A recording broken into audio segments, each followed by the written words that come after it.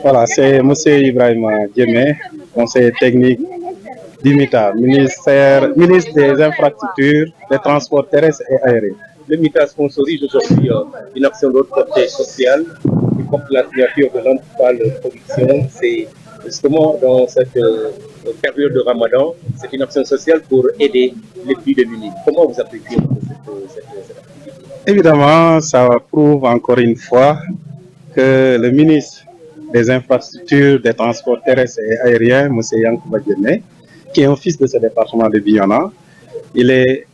très proche des populations, très proche de son terroir, et il a profité de ce mois béni du mois de Ramadan pour véritablement montrer sa disponibilité, sa proximité avec les populations en joignant l'utile à l'agréable. Essayer de sensibiliser, n'est-ce pas, les jeunes Jakartamens sur la sécurité routière. Je pense que c'est important. Si vous regardez un peu ce qu'on leur a distribué, les mentions qui sont écrites derrière, la vitesse tue. Je pense que ça, c'est une information importante à laquelle tous les conducteurs de moto Jakarta doivent tenir compte. Parce que la plupart des accidents,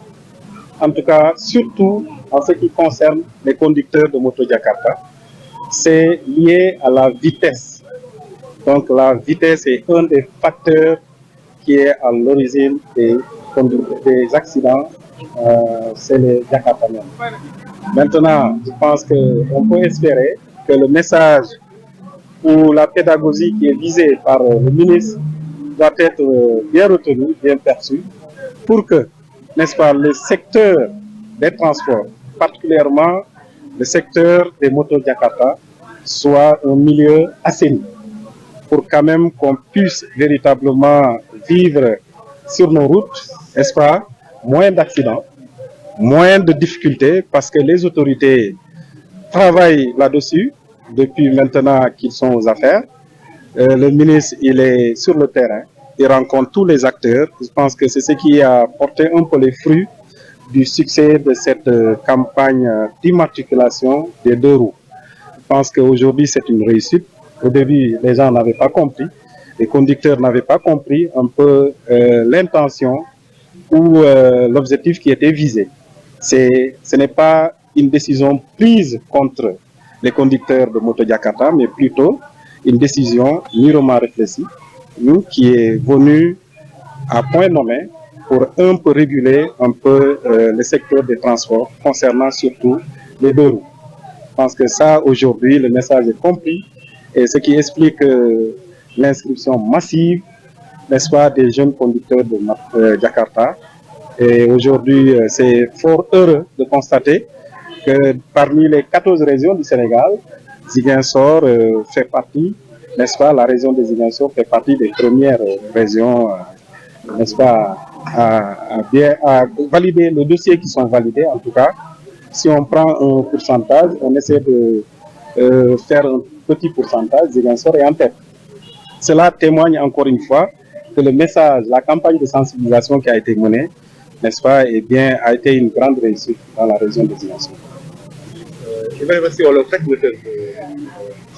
Voilà, donc Ibrahima Djemé n'est que conseiller technique du ministre des Infrastructures, Transports terrestres et aériens. Donc, ñi rafetlu initiative bi nga xamante ne Lamp Fall jël na ko en collaboration avec le ministre des Infrastructures, M. Yankouba Djemé, pour profiter ci weeru koor bu tedd bi pour sensibiliser un peu les conducteurs de moto Jakarta sur la sécurité routière. Je pense que lu am solo tey suñu yoon yi ñun xam nañ lu fi xew, accident yi bëri nañ, sàggan bi bëri na, jafe-jafe yi bëri nañ, waaye autorités yi wane nañ seen disponibilité pour jéem a saafara mbir mi. Looloo tax à chaque fois occasion bu amee autorités yi dañuy wone seen disponibilité pour gën a ñaax sensibiliser les conducteurs des deux roues, mais de manière générale tous les routiers, les chauffeurs qui les usagers de la route. Je pense que loolu lu am solo la, dina xëy na mën jàppale askan bi mu jéem a assainir le milieu des transports accident yi tamit wàññeeku donc dañuy def duñu def lu dul gërëm d'abord le premier ministre Ousmane Sonko mi nga xamante ne moom moo jël circulaire daal di ko jébbal pour secteur des transports particulièrement le secteur des deux roues ñu mun ko assainir ñëpp ñi nga xamante ne def nañ ko seen liggéey ñu mun ci tedd donc on sait que lu bëri lu ci xew mooy le vol à l'arraché nit day ñëw ngay dox ci yoon yore sa sac ñu ñëw këf ko te doo am benn adresse bu wane ni ku ko def diw la nii la tudd wala fële la dëkk mais je pense que avec l'immatriculation des deux roues képp ku def ñaawteef yu mel noonu donc yoon dina mun a def liggéeyam ba ñu mun a juguler donc le secteur des transports.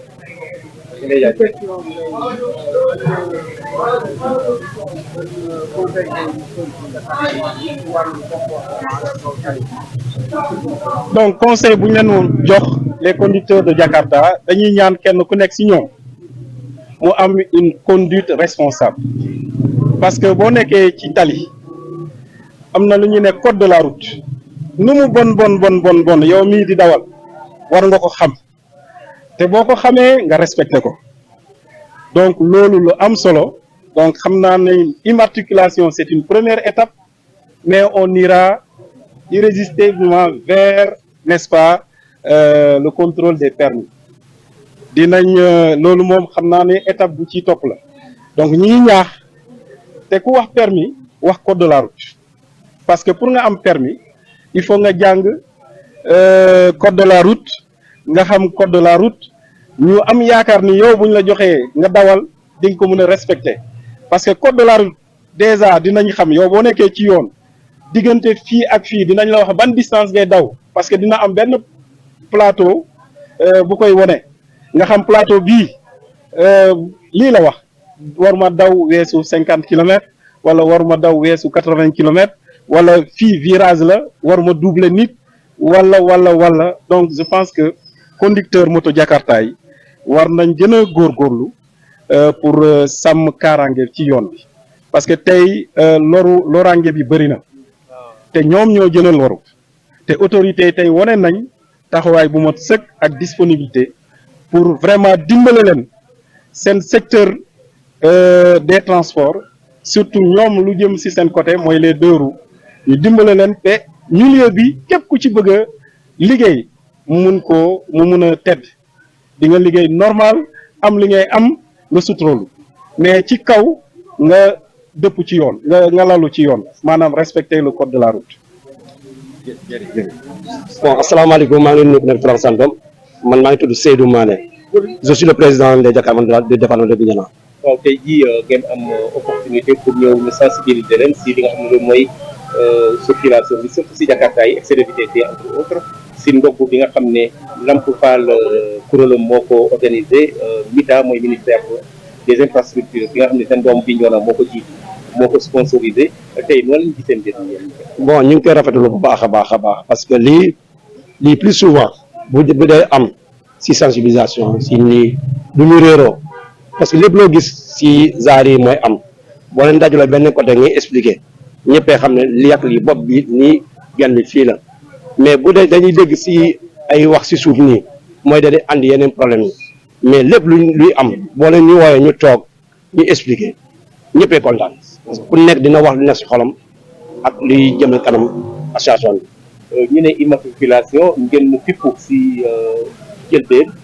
ngeen benn fippu waa Ziguinchor région bi laa wax mais tey yéen a jël fee si li nga xam ne loolu mooy dem tindu am kayit noonu lañ koy noonu lañ ko dundee. waaw bon parce que si premier fippu bi ñu fippu noonu parce que erreur technique la parce que loolu keroog bu ñuy rajo wax naa leen ko man mi sama njëm bopp nee naa leen carrément nag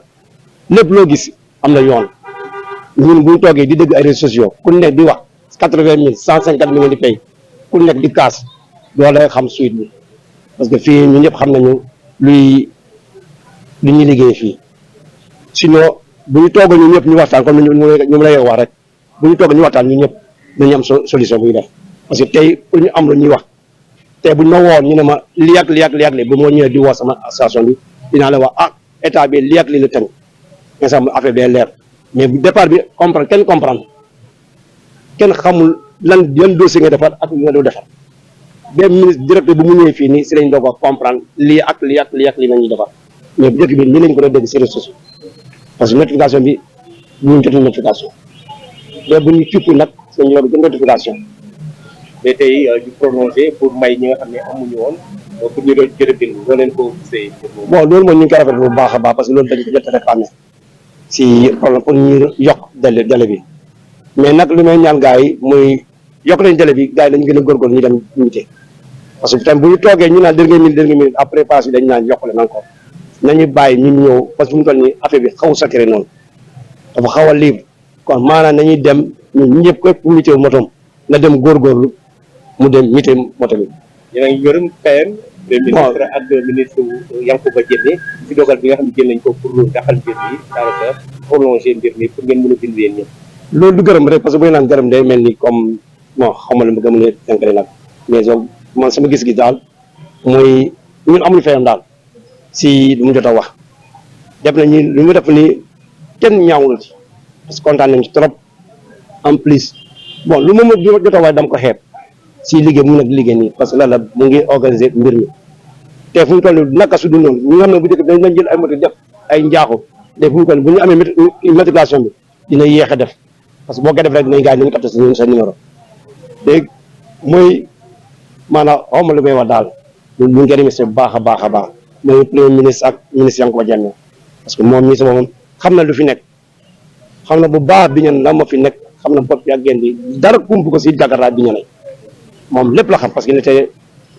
le président du conseil départemental bu ñu ne bi xam na ban zone la ñuy nekk fii nii xam na situation Jakarta maa ngi fii ok loolu laa am bon. tey sol ngeen ay gilet yi nga xam ne kuréel bi bu Lamp Fall moo leen ko jox si teew taxawaayu ministère des infrastructures est-ce que loolu dina baax si seen liggéey bi ngeen di def. waaw loolu moom wax dëgg yàlla bu ñu ko am bu ñu amoon nag gars yi yëpp ñu am ko si la gën a rafet parce que tey bu ñu ko solo ñun ñëpp exemple képp ku sol bu tilimee mu simi kenn ki bu solaa beneen dina gën a baax mais ay 10 personnes 50 personnes 100 personnes si 1500 moto si seen 1500 du am benn kii léegi maanaam buñ ñëpp bu ñu amoon Jakarta maan yëpp bu ñu amoon nag moo gënoon rafet nag parce que tey du ma wax ay 100 personnes wala 200 personnes ñu am or que il fait pas même pas la moitié si Jakarta maan mais ñëpp bu ñu mënee am nag si la dakk instant boobu moom dinañu ko sol comme ni ñu ko warale. jërëjëf.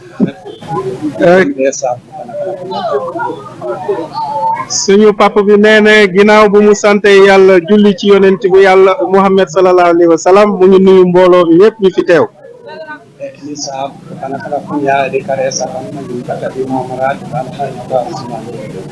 nee na mu ngi leen di nuyu ci tuur suñu imam El Hadj Ousmane Fansou Bodian.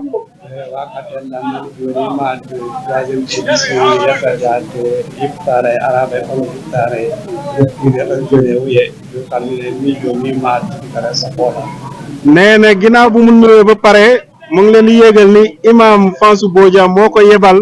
mu ñëw fekkee ndogg bi yi nekk 3e édition ci tour autorité yi ñu teewal fii.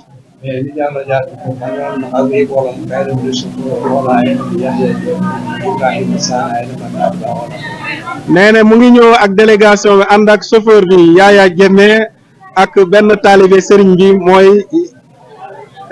Ibrahima Sané ka kone kare sakola beneen tour bi nee na surnom bi mooy Black. donc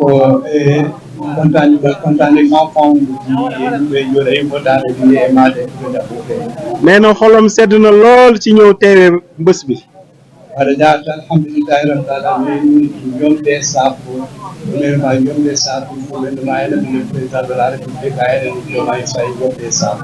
nee na mu ngi jiital nuyoo bi le gouvernement du Sénégal mooy le président de la République son excellence Bassirou Diomaye Faye. nee na mu ngi nuyu premier ministre mooy Ousmane Sonko.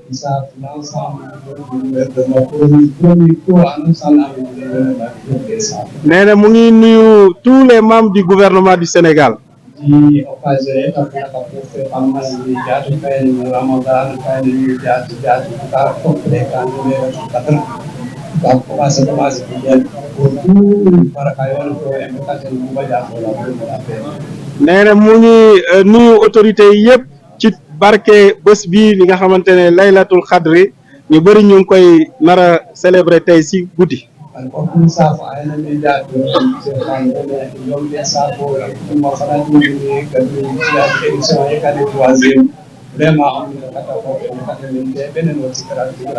nee na mu ngi nuyu di sant di gërëm bu baax a baax Lamp Fall bi nga xamante ne depuis première édition ba tey mu nekk 3e édition mu ngi góorgóorlu ci bés bu mel nii.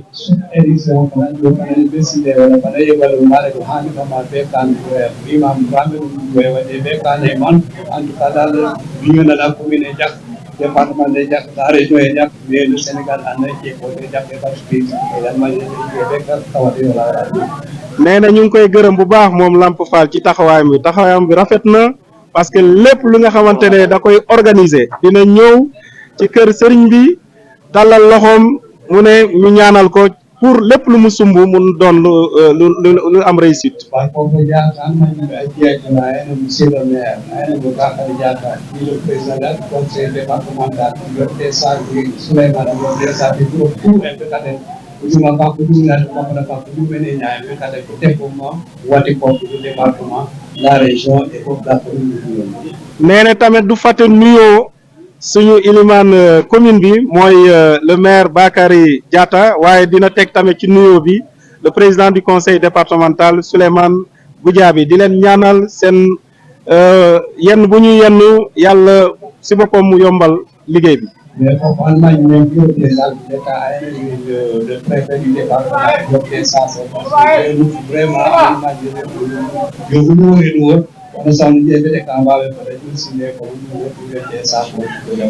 nee na mu ngi nuyu tamit ki nga xamante ne tey moo représenté le président de la République fii ci département Bignona mooy le préfet de Bignona. voilà Bignona alhamdulilah rabbil alamin voilà service yàlla sa yo bi rek dans le département et dans la commune bi vraiment ñoom des sa ñu rek la baraka ñu ko xam. nee na mu ngi nuyu tous les chefs de service départementaux yi nekk ci Bignona ñoom ñëpp kenn ku nekk mu ngi koy nuyu di ko gërëm di ko sant. wala jaatu wala la commune wala jaatu wala manjaabi jaatu foofu ministre sport et transport ay na yakwa ay na maa ngi xool mairie ñoom des sa ko defal ko fana ci ko bindere ko ano waxtaani bi ak nee na waaye du fàtte nuyoo seen doom ki nga xamante ne doom Bignona la te mu nekk tey le ministre des infrastructures des transports terrestres et aériens mooy Yankuba Diémé kooku mun nañ ne doom sëriñ bi la taalibe sëriñ bi la donc mu ngi koy nuyu bu baax di ko sant di ko gërëm. nee na mu ngi nuyu délégation bi nga xamante ne moom la yebal ñëw teewee bés bi. Ousmane Jean Biaye. nee na mu ngi nuyu bu baax a baax doomam ki nga xamante ne ci biir xolam la ko dugal mooy Ousmane Jean Biaye mu nekk conseiller technique du ministre Yankuba Diémé. nee na mu ngi nuyu Badiane du ko fàtte mu ngi nii toog ci wetam moom tamit chargé de mission la du ministre Yankuba Diémé.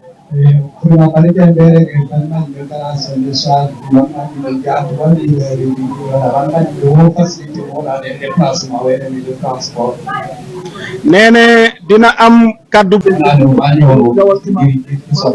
nee na mu ngi soog a gis kenn si doomam yi mooy ndooyo mi toog fii mu ngi koy nuyu bu baax a baax parce que moom ci kër gi la bokk ci famille bi la bokk.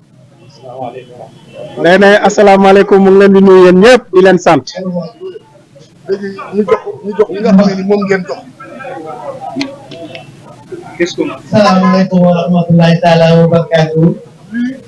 ñii conseiller yii ak ministre ñoo ko jox imam bi.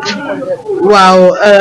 salaamaaleykum wa rahmatulahi taala wa barakaatu. lii sama soxna moo ko jëlee màkk lii yaa ko moom. waaw papa lamp mi la ñuy sant lamp Fall dina jëf Fall ndaga yaaram tudd Cheikh Ibrahima Touba lamp ni da ngaa bëgg Bignona bëgg Casamance taxaw waa Casamance bëgg transport papa ki ngay gis nii màggalu Touba màggalu Tivaouane màggalu Ndiassane papa Cheikh na ngeen ñaanal kii màggalu Touba day taxawal ay mécanicien depuis Dakar ba Touba ñëpp ñoo xamante ne ñi ngi dawal oto rek boo paanee rek Lamp Fall mi dina ñëw taxawul la jàppale la mu xool ne li muy def Dakar di ko def Tivaouane di ko def Touba di ko def Ndiassane manqué na Casamance moo tax mu taxaw ne waa Casamance dinañu am ñoom tamit lii may def nii c'est pas la première fois Lamp Fall ñëw di def tarangam def na ko fii ak Obel Sagna wurguti ko waat laaleen bi muy def fetam bi keroog lépp loo xam ne ci transport la jëm rek Lamp Fall def na ko Lamp koo ne ak baraka Casamance ñu am wëllëre lañ ñu am ngor lañ waaye yow ñu am wëllëre la waaye papa nee na mbandee boobu imam Fansu moo ko moom nee na mu jël ko mu sol ko tabaski korité tabaski jotagul waaye fi ne départ naa de na damaa xiif nee na mu jël ko ñaw nañ ko ba pare nee na ñu ngi gërëm conseil Yankou Bay nit lu mu mën rek xam mu nekk ci ginnaaw moo ko mën loo su ma ñëwee ministre boole ma ñoom jàppale nañ ma dimbali nañ ma seen li ñu am yëpp ci ay moyens jël nañ ko sama loxo jox ma ko. Yankuba waa Bignona la Yankuba doomu imam Fansu la waaye nijaay imam Fansu la ndax jàmme la sant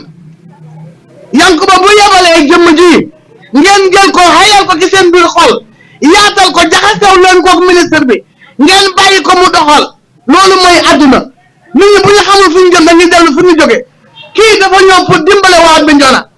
na ngeen ko xool bu baax lépp li jëm ci transport bi mu ñëwee indi laareel lim ko indi daf ko ne yóbbul bi gendarmerie yóbbul bi camminteer yóbbul bi nga jox ko waa Bignona dama bëgg papa nga wax sama papa ne ko na ñaanal Lamp am na yéen ci Bignona waaye yéen conseillers yi tamit yàqal leen Yankuba dara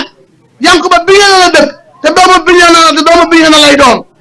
tey bu nekkee ministre des transports mu nekk suñ doom ñu def teranga yu mel nii dañ koy wax jërëjëf merci est un petit mot mais qui ne fait rien n'entend pas merci Yankuba yàgg naa def lu baax ci département bi boobu mu nekk conseil départemental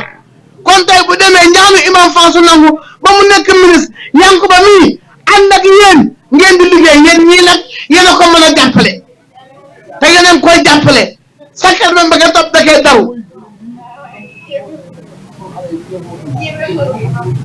Lamp mii tonton Cheikh judduwoo ñi loomu Lamp ña nga jege si paa bi ñaanal la Fall ña nga yaram sa tu see Ibrahima Serigne Touba yow loo am dala ko ci askan wi waaye miis jërëjëf miis li yëpp yow la président de Kañaleen miis yaa yaatu yaa yaatale yaa yaatal dëkk bi ba ñu ñëpp mën cee xëy mënoon nañ laa wax ndogu li nga yóbbu ko sa koñ waaye boo ko indee stop ku dee marché yaa tàgg sa bopp yow yaa ngi ànd ak Yankuba di ko jàppale muy sa càmmiñ kon tey bu la Yankuba joxee ndogu nga delloo si waat ko waa Tangoor yi delloo waat ko waa Bignona fii mooy le cœur de Bignona emite po yi emite caami nunun kiñaayi nunun kuti ulungir ngo bandu kuti bandu rumuti emite bañu sutura emite kan emite sutura yi yow sama rakk nga sama xarit nga li nga def danga ko war a def bu la neexoon duma ko yëg waaye merci beaucoup yàlla taxawaay bi yàgg Baay Imam Fansu kontaan na ñun kontaan nañ yàlla taxawaay bi yàgg jërëjëf ku defal lu baax doo ko dégg waa kii jees neer la de bu ñu ñëw 3 pièces ñu ne sama papa lañ koy jox mu sol ko korité vert blanc drapeau l'islam loolu la war a def xam ne bu demee ci waar wàcc na ku def lu baax am lu baax ku def leneen am leneen yàlla mi yor ndimbal yàlla leen fay ku jox nit mu lekk ba suur benn nit jox nga àddina waaw kii sam papa Fansu moo ko moom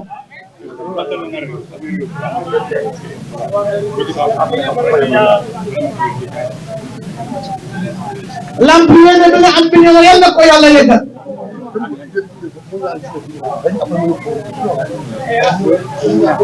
yow am taxal ma yow ku bëgg Casamance la ku bëgg département de Bignona la li yëpp noonu la jëfee fekk ministre jërëjëf Amin.